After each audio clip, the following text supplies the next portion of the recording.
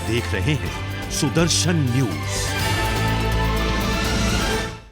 नमस्कार, मैं हूं पूजा सिंह। आप देख रहे हैं सुदर्शन न्यूज और ये है यूपी विशेष। यूपी के प्रतापगढ़ से एक सनसनीखेज मामला सामने आया। दरअसल अंतु थाना क्षेत्र के पूरब गांव की रहने वाली एक वृद्ध महिला लीलावती की हत्या उसी के पड़ोसियों द्वारा की गई थी और पहचान मिटाने के लिए शव को नदी में फेंक दिया गया। पीड़ित परिवार का कहना है कि लीलावती की निर्मम हत्या जमीनी विवाद की वजह से हुई है।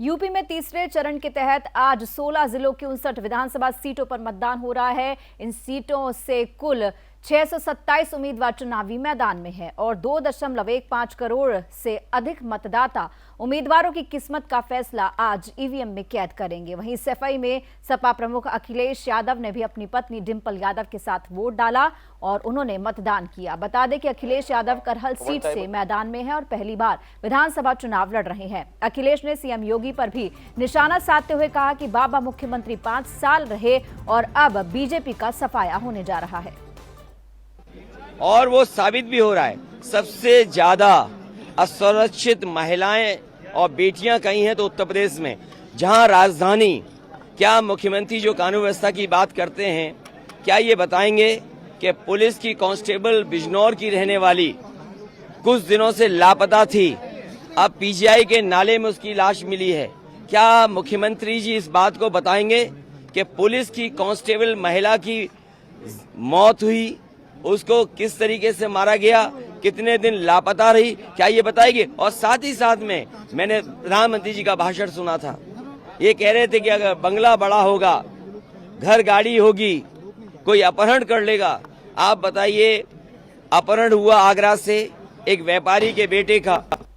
यूपी के बुलंदशहर में एक व्यक्ति ने सर्जिकल ब्लेड से अपनी पत्नी का गला काटकर उसकी हत्या कर दी। वहीं महिला के अलग हुए पति को गिरफ्तार किया गया और उसके कब्जे से हत्या का हथियार जब्त किया गया है। इस मामले में वरिष्ठ पुलिस अधीक्षक संतोष कुमार ने बताया कि महिला पहले हापुड़ के एक निजी अस्पताल में काम करती थी, जहां उसे मेडिकल स्टोर चलाने वाले एक व्यक्ति से प्यार हुआ।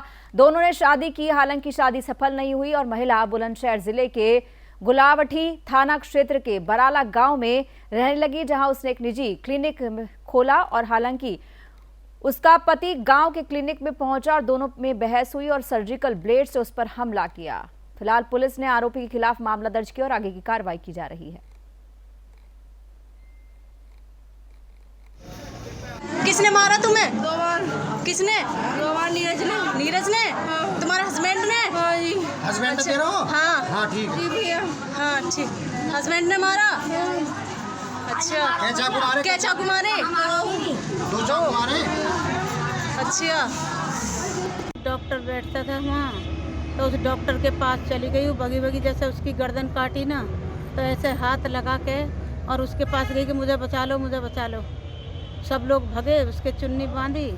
अब उसने बयान कर दिए और बस दम दे दिया। कि थाना गुलावटी के बराल गांव में एक 30 वर्षीय महिला जो झोला छाप डॉक्टर के रूप में अपने क्लिनिक चलाती थी, उसके पति के द्वारा सर्जिकल ब्लेड से महिला की आज हत्या कर दी गई है। अभियुक्त को गिरफ्तार कर लिया गया है, सर्जिकल ब्लेड को बरामद कर लिया गया है। इसमें उल्लेखनीय है कि 30 वर्षीय महिला का दूसरा पति है। पहली शादी विफल होने के बाद 2017 में इसने इसके साथ। बढ़ते हैं आगे। यूपी के बुलंदशहर में लापता अधेड़ की संदिग्ध परिस्थितियों में मौत हो गई और शव खेत में पड़ा मिला। दरअसल बीबी नगर थाना क्षेत्र के गांव चितसोना अलीपुर का मामला है, जहां 2 दिन से मृतक लापता था। मृतक युवक घर से अनमन के चलते चला गया था। मृतक नशे का आदी बताया जा रहा है। मौत के सही वजह का पता नहीं चला है। पुलिस मौके पर पहुंची और शव को पोस्टमार्टम के लिए भेजा गया है।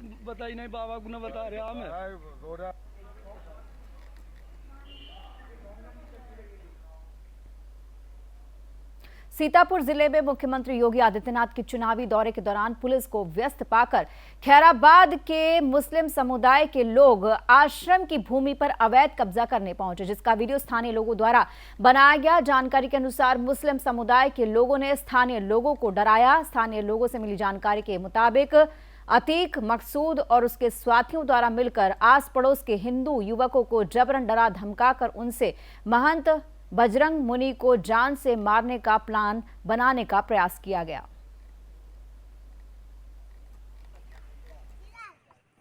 मकसूद अतीक लैक ने हमको बाग जोतने के लिए भेजा। बाग हमने मना कर दिया जोतने के लिए। मेरे को गाली दिया कि कहा बाग जोतने जाओ नहीं तो जान से मार देंगे।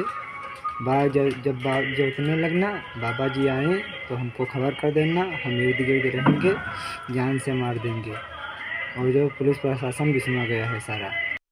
मेरे बच्चों को, मेरे पति को अतीक और मकसूद ये बहका के ले गए। बाबा को मारने का प्लान था। मेरे बच्चे, मेरा पति बेकसूर है, छोड़ दीजिए। और अब खबर यूपी के रुपईडीहा से है, जहां पड़ोसी मित्र नेपाल में अब एक बार फिर हिंदू राष्ट्र की मांग तेज हो गई है। नेपाल के कई स्थानों पर नेपाल के पूर्व राजाओं की मूर्तियां स्थापित की जा रही हैं। वहीं नेपाल बॉर्डर से सटे नेपालगंज में त्रिभुवन चौक पर स्वर्गीय नरेश वीरेंद्र विक्रम शाह की मूर्ति की स्थापना हिंदूवादी संगठनों ने की है। अब नेपाल के विभिन्न चौकों पर नेपाल नरेश की प्रतिमाएं स्थापित की जा रही हैं और नेपाल को पुनः हिंदू राष्ट्र बनाने की मांग उठाई जा रही है। दरअसल माओवादियों ने नेपाल में राजतंत्र खात्मे के साथ ही नेपाल के विभिन्न चौक चौराहों पर लगी नेपाल के पूर्व राजाओं की प्रतिमाएं तोड़ दी थी और जो माओवादी मारे गए थे उनकी प्रतिमाएं स्थापित की थी। लेकिन अब नेपाल के तमाम हिंदू संगठन के लोग सभी चौक चौराहों पर राजाओं की प्रतिमा स्थापित कर रहे हैं।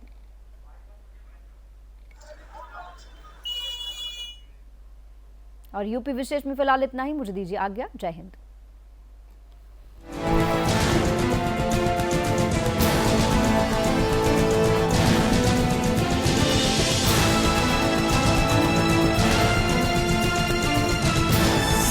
आप देख रहे हैं सुदर्शन न्यूज।